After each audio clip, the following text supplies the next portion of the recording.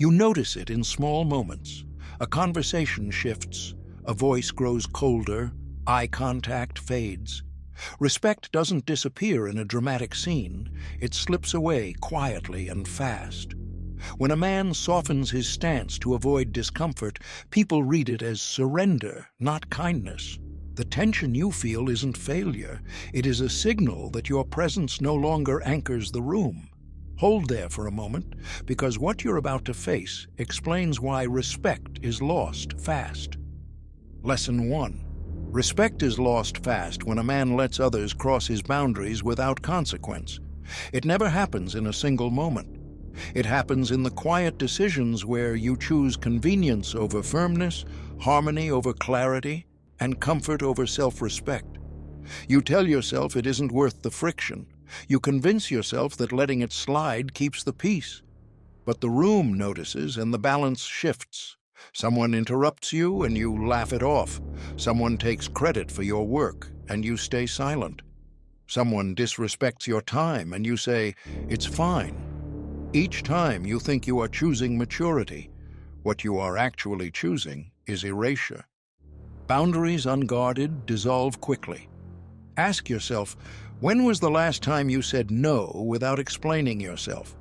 When was the last time you enforced a limit without softening it with humor or apology?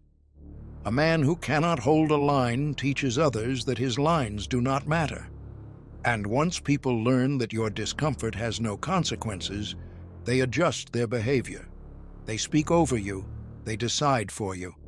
They stop asking, they assume access, they assume permission, they assume you will adapt. There is a moment, subtle, almost imperceptible, when respect turns into convenience. You become useful, agreeable, predictable. They know you will tolerate the delay, accept the excuse, swallow the insult. They know you will trade your standards for belonging. And once that trade is visible, the loss of respect accelerates. Not loudly, not dramatically, quietly, and with certainty. You may tell yourself that restraint is strength. Sometimes it is. But restraint without consequence is not discipline, it is avoidance. Watch how people behave with the man who enforces his limits calmly and without emotion. He does not raise his voice. He does not argue. He does not explain his right to say no. He simply holds the boundary. Time has proven this pattern. People respect what will not move. Consider the workplace where a colleague adds tasks to your plate because you always help. You accept again and again until your work becomes invisible and your compliance becomes expected. Or in relationships where someone speaks to you with casual disrespect and you respond with patience instead of clarity. You think you are being tolerant. They learn that your dignity is negotiable. And once dignity becomes negotiable, respect leaves the room. The erosion begins inside. You start to resent what you allowed. You replay the moment where you should have spoken. You recognize the weight of your silence. That is the signal, not anger, not outrage, the quiet recognition that you agreed to something you did not stand behind. And the longer you betray your own limits, the more foreign firmness begins to feel. You start to doubt whether you have the right to enforce anything at all. Ask the harder question. Why did you allow it? Fear of conflict? Desire for approval? The hope that people would notice your effort without being reminded? None of those reasons protect respect. Respect grows where boundaries are clear, consistent, and unemotional. A boundary is not a speech. It is a line you do not cross, and you do not allow others to cross, even when it costs you comfort. Hold that truth in silence. Let it weigh on you. Lesson 2. Respect is lost fast when a man speaks too much and reveals more than his position can carry. Words feel harmless in the moment. You fill the silence to ease tension, to prove relevance, to avoid the discomfort of restraint. You explain what didn't need explanation. You share thoughts that were better left unspoken. You turn certainty into confession. And while you believe openness builds connection, The room senses something different. They hear a man who cannot hold his center without narrating it. Silence protects authority. Notice how quickly people recalibrate when you overexpose yourself. You speak about plans that are not yet solid, fears that are not yet resolved, strategies that are not yet tested. You reveal your doubts, your frustrations, your private calculations. You think you are being honest. They hear instability. You think you are being transparent. They hear insecurity. Ask yourself, did they need to know that, or did you need to be heard? There is a difference between clarity and excess. Clarity says only what is required. Excess tries to control perception. You describe every detail of your effort, every reason behind your choices, every justification for your stance. You talk until the firmness in your voice dissolves into explanation. And the more you explain, the less they listen. Time has already shown this pattern. Authority weakens when it tries to defend itself. Consider a meeting where you present a decision. Instead of stating it, you defend it preemptively, layering reasons to avoid disagreement. You think you are preventing conflict. You are signaling hesitation. Or, in a conversation with someone close, you reveal every inner doubt to prove you are real. You believe vulnerability earns respect, but when it lacks restraint, it turns into exposure without grounding, and exposure without grounding invites quiet dismissal. Ask the uncomfortable question. Why the need to speak so much? Is it fear of being misunderstood or fear of being unseen? Is it the urge to fill the silence because silence feels like judgment? A disciplined man allows silence to stand. He does not rush to soften it. He does not perform sincerity. He does not turn every thought into speech. He speaks when the moment requires voice, and when it does not, he remains still. There is a moment you can feel inside your chest, right before the extra sentence leaves your mouth. The instinct to add one more explanation, one more clarification, one more reassurance. That is the moment where respect is either preserved or lost. If you cross it, you trade presence for noise. If you hold it, your words gain weight because they are chosen, not spilled. Watch how people respond to the man who speaks less but means more. They lean in. They measure their tone. They do not pry because they sense that access must be earned. His restraint does not create distance. It creates gravity. And gravity cannot be faked. Let that awareness sit for a while in the space you are tempted to fill. Lesson 3. Respect is lost fast when a man begins chasing approval instead of holding to his standards. It rarely looks obvious from the outside. It looks like politeness, flexibility, cooperation. You adjust your tone to match the room. You agree with what you don't believe. You praise what you don't admire. You soften truth so it will be accepted. And while you tell yourself you are being adaptable, something colder is happening beneath the surface. People stop seeing conviction. They start seeing negotiation. Approval is a poor substitute for respect. There is a moment when you feel the shift inside. You sense tension in a conversation, and instead of standing firm, you reach for acceptance. You nod when you should question. You laugh when you should remain silent. You speak lightly about something you should treat with seriousness. Ask yourself why. Was the moment truly calling for compromise, or were you afraid of being disliked? Time has already revealed this pattern. The man who bends too far to be included is never taken seriously once he is allowed in. Consider how this unfolds at work. You stay late to fix someone else's mistake because you want to be seen as reliable. You say yes to tasks that violate your priorities because you fear seeming difficult. You accept terms that diminish your value because you hope effort will be rewarded later. But effort without self-respect does not inspire admiration.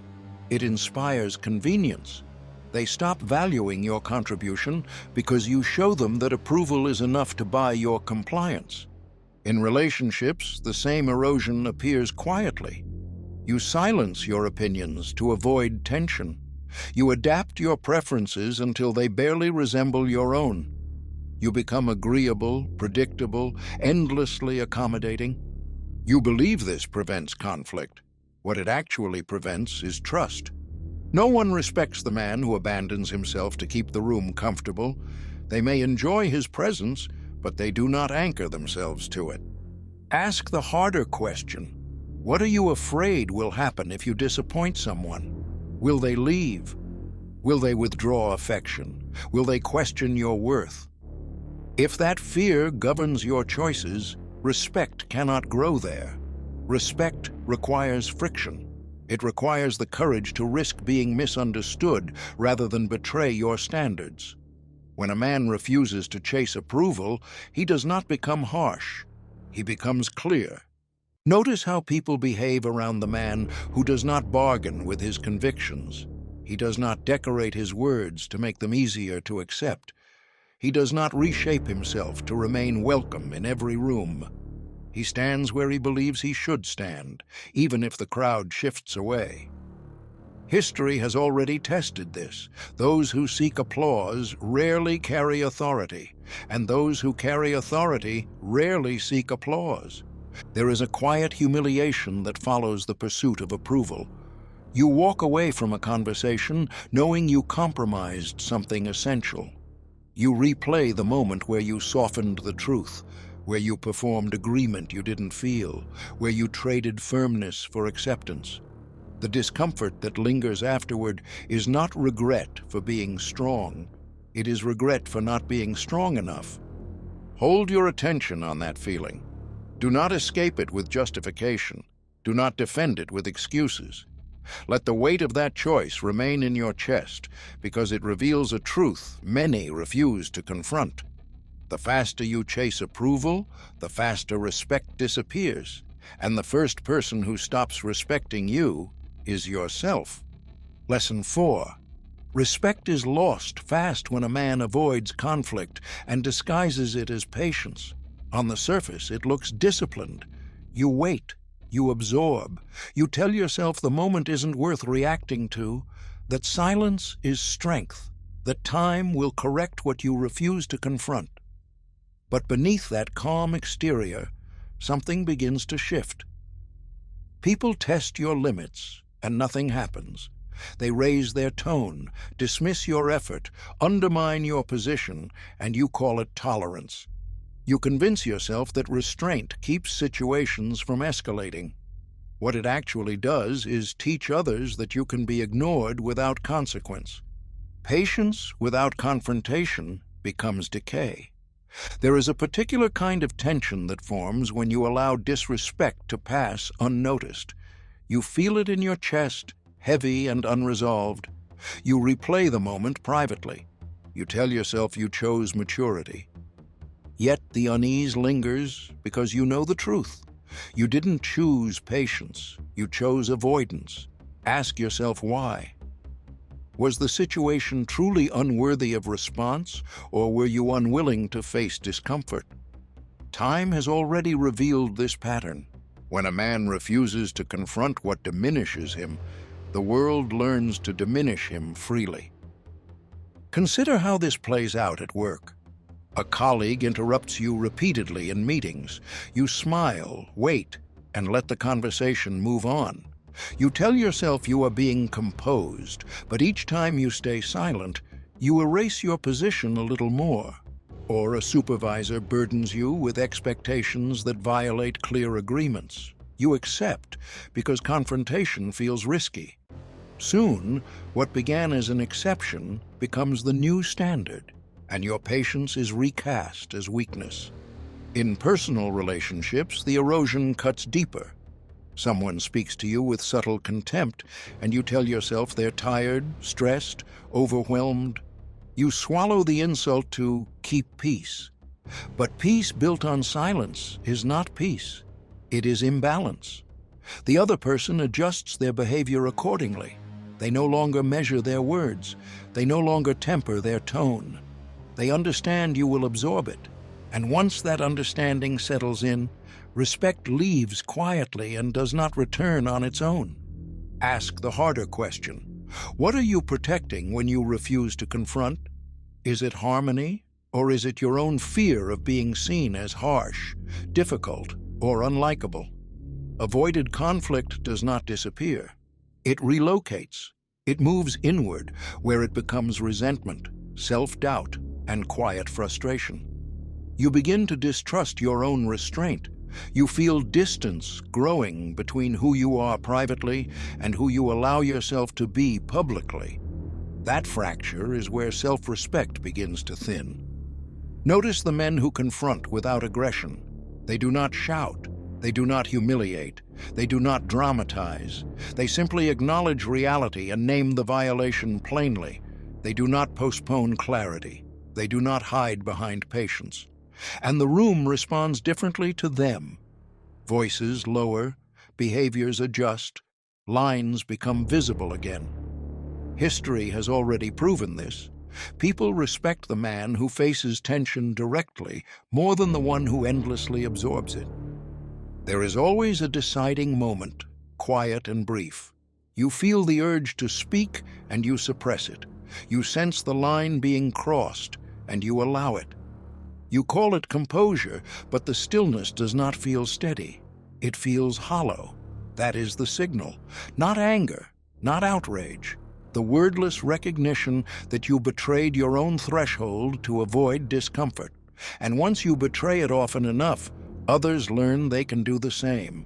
Sit with that realization. Let it stay where you usually look away. Lesson 5. Respect is lost fast when a man apologizes for truths that did not require apology. It begins with a small concession, a softened phrase, a quiet retreat from what he knows is accurate. He speaks with clarity, then senses tension in the room, and instead of standing firm, he dilutes his own words. He adds disclaimers. He reshapes certainty into hesitation. He apologizes not because he was wrong, but because the truth made someone uncomfortable. And the moment he does that, something essential shifts. People stop hearing conviction. They start hearing permission to challenge his self-respect. Truth does not require apology.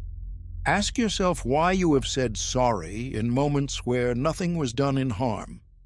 Did you apologize for being direct? For stating a boundary? For identifying a fact that others preferred to ignore? You call it politeness, diplomacy, emotional intelligence. But beneath those names sits a quieter motive, the fear of social friction, the fear of being seen as sharp, decisive, immovable. Time has already shown this pattern. The man who apologizes for truth teaches others that his truth is negotiable. Consider a conversation at work where you point out an error that affects the team. Your words are precise and necessary. The room reacts with discomfort.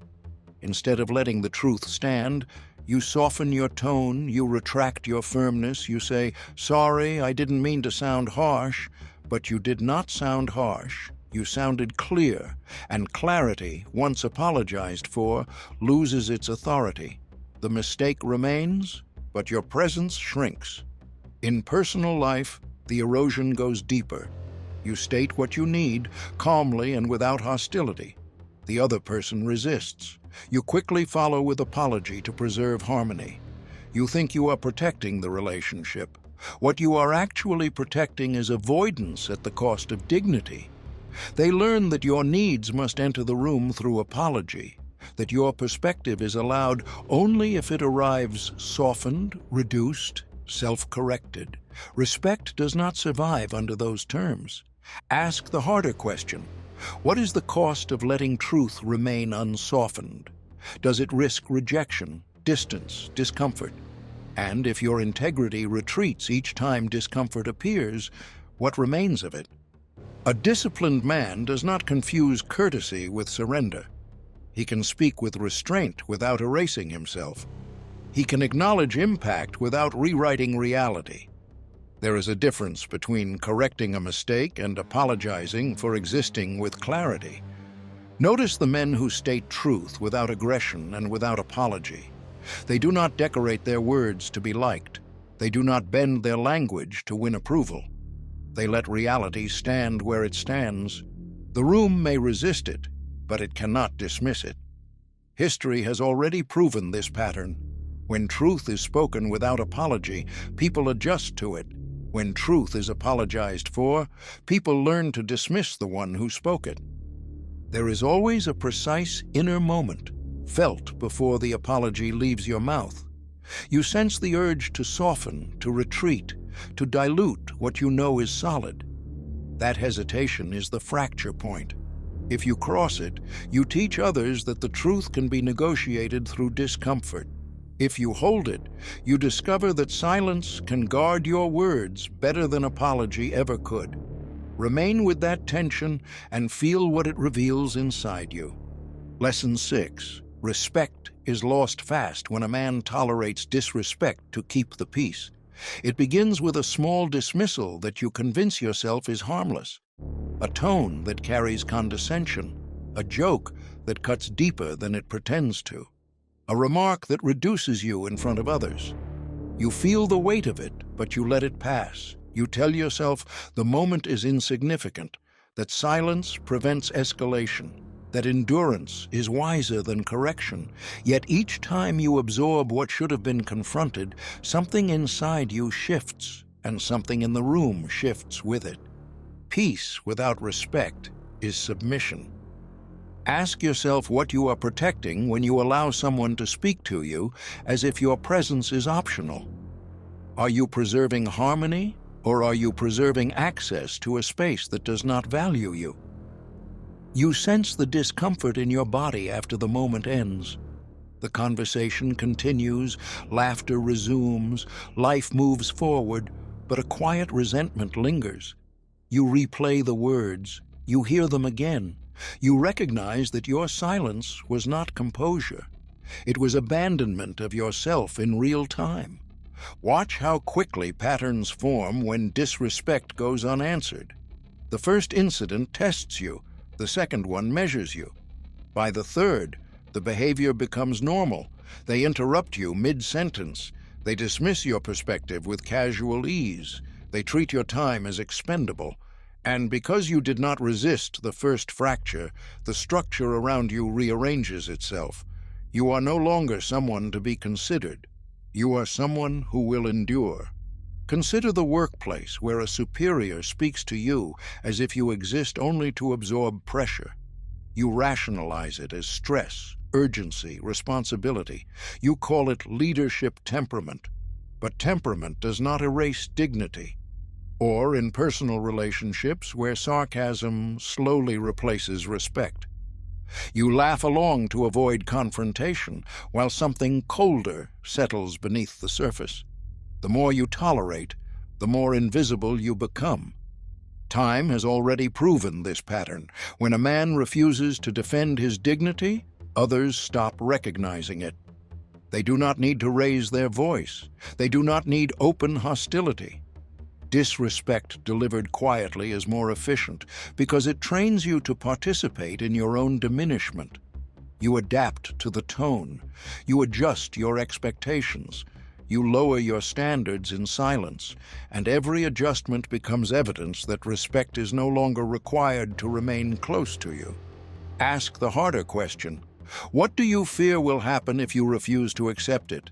Rejection, isolation, tension, conflict, yet there is a cost you rarely name, the slow erosion of self-regard that follows every time you choose peace at the expense of truth.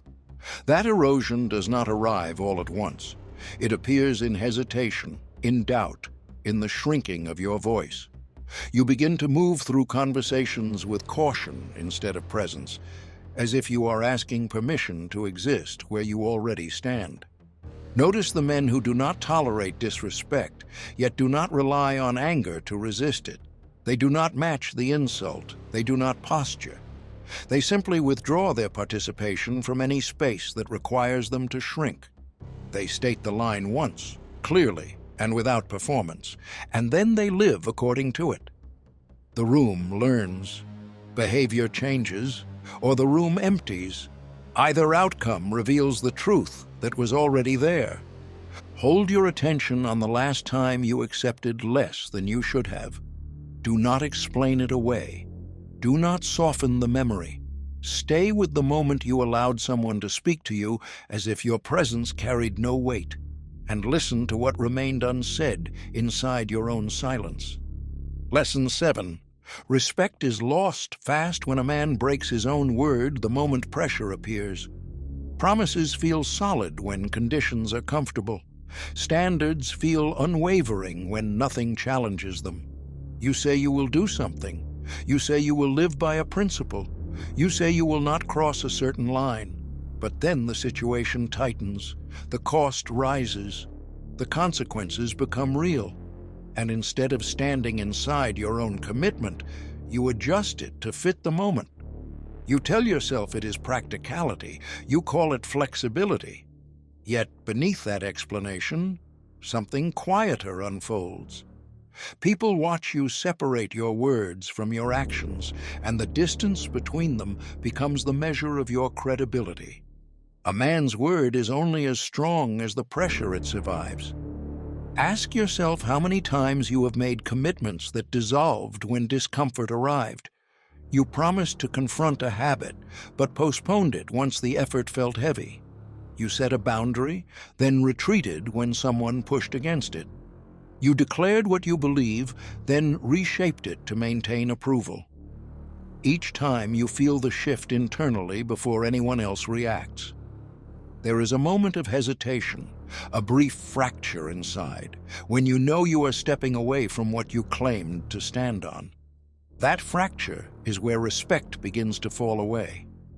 Consider the workplace, where you assure others that you will take responsibility, follow through, hold a deadline, defend a principle.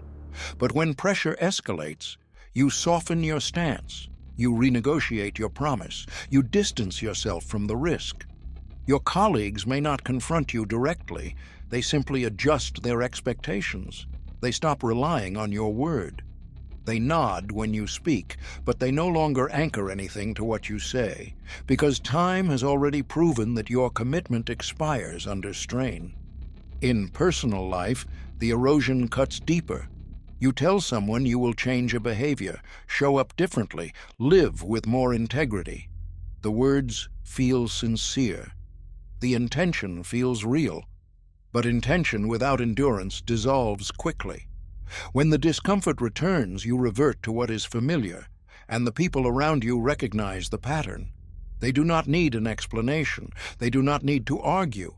They simply learn that your declarations are temporary, that your promises exist only in favorable conditions.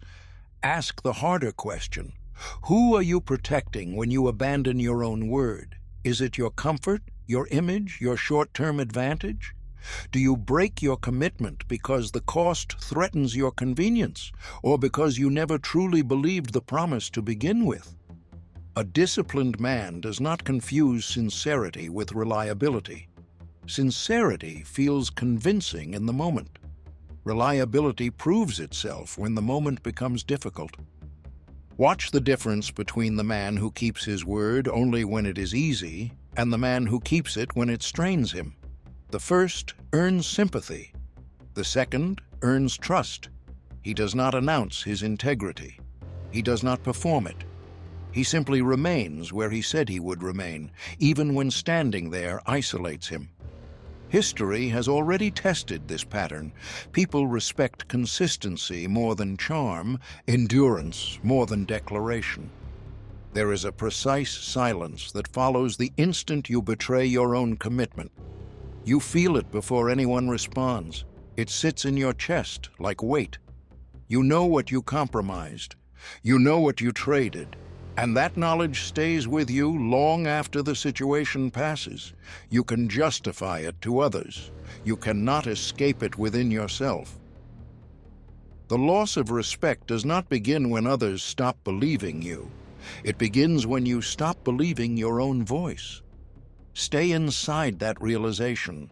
Do not run from it with excuses. Let the weight of every promise you adjusted under pressure remain present in your thoughts, and listen to what that silence says about the distance between the man you speak as and the man you stand as. Lesson 8. Respect is lost fast when a man seeks recognition instead of earning quiet credibility. It begins subtly. You do the work, and instead of letting the results speak, you look around to see who noticed. You hint at your effort, emphasize your sacrifice, remind others of what you contributed.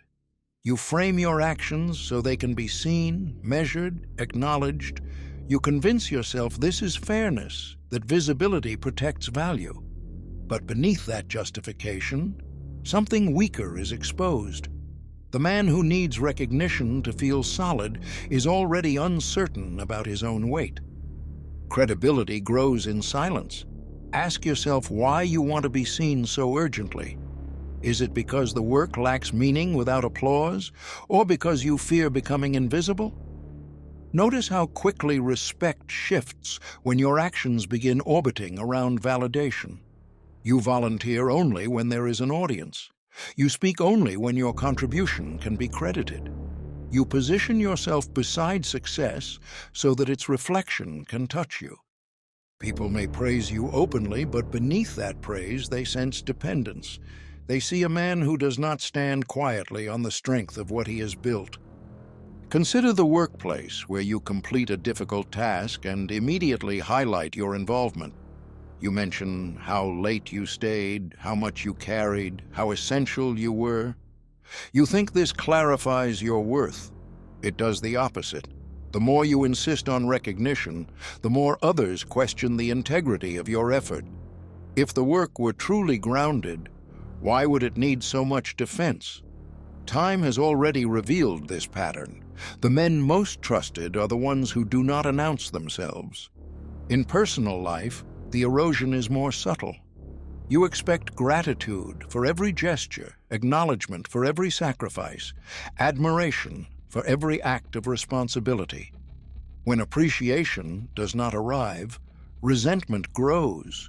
You rehearse conversations in your mind where others finally understand how much you do, but the need to be celebrated exposes a fragile center.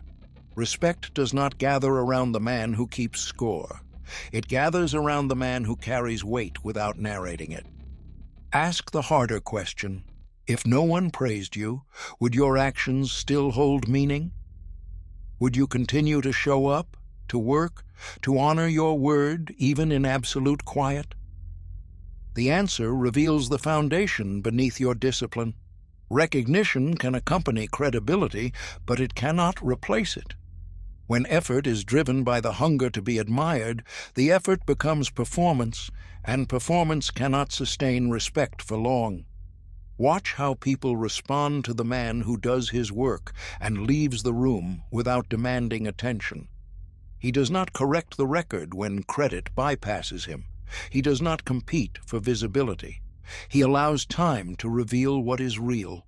His value does not fluctuate with opinion, and because it does not fluctuate, others begin to rely on it. History has already proven this. Authority settles on those who build quietly and endure. There is a moment you can feel within yourself, right after you finish something meaningful. A silence opens. Instead of resting in it, you reach outward, to explain, to signal, to be acknowledged. That reaching is the fracture. If you follow it, your work becomes a message pleading to be seen. If you resist it, your work becomes part of your character, not your performance. People sense the difference, even when they never speak about it. Sit with the truth that respect fades, not when effort goes unseen, but when effort is tied to the need to be admired. Let that realization remain with you, without defense, without justification, in the quiet place where credibility either stands on its own or collapses under the weight of recognition sought too loudly. Lesson 9. Respect is lost fast when a man reacts emotionally instead of choosing disciplined restraint. The moment pressure rises, the truth of his center is revealed. A comment stings, a situation feels unfair, a boundary is challenged, and instead of standing still inside the tension, he erupts, defends, explains, argues, proves. He believes intensity shows strength, that volume communicates conviction, that urgency demonstrates importance. But to those watching, something different becomes visible. They do not see authority. They see instability. They do not see power. They see a man who is ruled by whatever moves him most in the moment. Restraint is power contained, not performed. Ask yourself what happens inside your body in those seconds before reaction. Your chest tightens, your pulse rises, your thoughts race ahead of your judgment. You tell yourself you are simply being honest, that your reaction is justified, that silence would mean weakness. Yet the truth sits deeper. You are trying to escape the discomfort of self-control. Time has already exposed this pattern. The men who cannot hold their emotions do not command respect. They surrender it because their presence becomes unpredictable. Consider the workplace where a colleague questions your decision in front of others. Instead of responding with clarity, you rush to defend yourself, speaking faster, sharper, louder. You walk away believing you protected your position. What you actually revealed was how easily your composure can be taken from you, or in relationships where disappointment turns instantly into accusation. You call it passion. The other person experiences volatility. They begin to step lightly around you, not out of respect, but out of caution. There is a quiet cost to emotional reaction that few acknowledge. Each time you let impulse lead, you teach others that your state of mind sits at the mercy of circumstance. They stop trusting your stability. They stop confiding truth to you. They measure their words, not because you command the room, but because they fear the consequences of honesty. Respect does not grow in the presence of volatility. It retreats. Ask the harder question. What are you protecting when you react? Your pride, your image, your need to prove you are not diminished. Yet, the man who remains still when provoked does not appear weak. He appears anchored. He allows the moment to breathe before he speaks. He chooses words that are measured rather than explosive. He does not need to raise his voice to make reality clear. History has already shown this. The presence that controls itself ends up controlling the room. Notice how different life becomes when restraint replaces reaction. A delay forms between feeling and expression. In that brief pause, you see more than your emotion. You see the situation. You see the pattern. You see the cost of responding from impulse. That pause is not emptiness. It is discipline. And discipline does what emotion cannot do. It preserves dignity while revealing truth without violence. Think of the last time you reacted and felt hollow afterward. The words left your mouth, the heat faded, and what remained was not relief, but regret.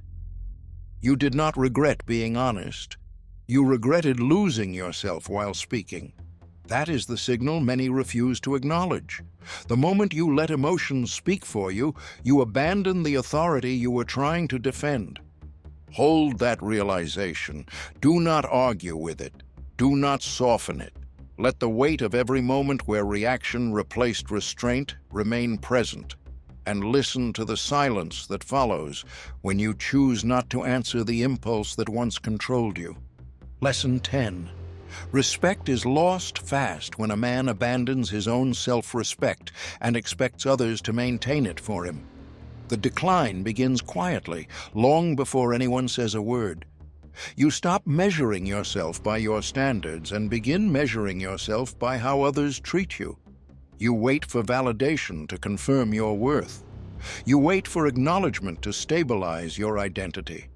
You accept environments that diminish you and call it resilience. You stay in conversations that erode you and call it patience. Without noticing, you hand responsibility for your dignity to the very people who are willing to spend it carelessly. No one will protect the respect you refuse to protect yourself. Ask yourself when this shift first happened. Was it in a workplace where you remained underpaid and overused because leaving felt uncertain? Was it in a relationship where you accepted indifference and called it loyalty? Was it in your daily life, where your habits drifted away from your own values while you waited for external motivation to bring you back? Time has already revealed this pattern. Once a man abandons his internal standard, the world stops treating him as someone who has one. Consider the man who neglects his discipline, his health, his routines, his posture toward life, and then wonders why others stop taking his words seriously. He speaks of principles he does not live. He demands respect he does not show himself. People do not argue with him. They simply stop orienting themselves around what he says, because nothing in his actions proves that his life is built on the ground he describes. Authority cannot survive that gap. In personal relationships, the fracture becomes clearer. You allow yourself to be spoken to in ways you would never accept from a stranger. You excuse behavior that corrodes trust. You tell yourself that endurance is virtue, but endurance without self-respect is not strength. It is self-abandonment carried out slowly, in small decisions that accumulate until you no longer recognize the man who once held the line. Others sense the shift before you do. They adjust their tone, their expectations, their level of care. Respect fades, not because people changed suddenly, but because you stopped standing where respect could find you. Ask the harder question. What are you hoping others will give you that you refuse to give yourself? Assurance, stability, validation, permission to believe you still matter. But no amount of external affirmation can replace the absence of inner alignment. When a man no longer acts in accordance with his own values, every compliment sounds hollow. Every gesture of recognition feels temporary because he knows the truth beneath it. Respect cannot be outsourced. It begins internally, or it does not exist at all. Watch the men who carry quiet self-respect. They do not announce worth. They do not demand recognition. They do not plead for better treatment. They simply remove themselves from any place that requires them to shrink. They walk away from tables where their presence is treated as optional. They remain disciplined even when no one is watching, not to earn admiration, but to remain aligned with themselves. History has already proven this. People respect the man who respects himself long before anyone else does. There is a moment, always subtle, when you feel the distance between who you are living as and who you know you should be. A heaviness settles in your chest. You recognize that you have been waiting for others to restore what only you can rebuild. That recognition is not condemnation. It is clarity. And in that clarity, a quiet truth becomes unavoidable. The faster you abandon yourself, the faster the world follows. Stay with that realization. Do not escape it with distraction or explanation. Let it remain, steady and uncompromising, in the part of you that knows respect cannot return from the outside until it returns within. If this message confronted you in a way that matters, don't move past it in silence. Subscribe so these reflections continue to meet you where discipline is required, not where comfort is convenient. And tell me in the comments which truth stayed with you the most, not for validation, but for awareness.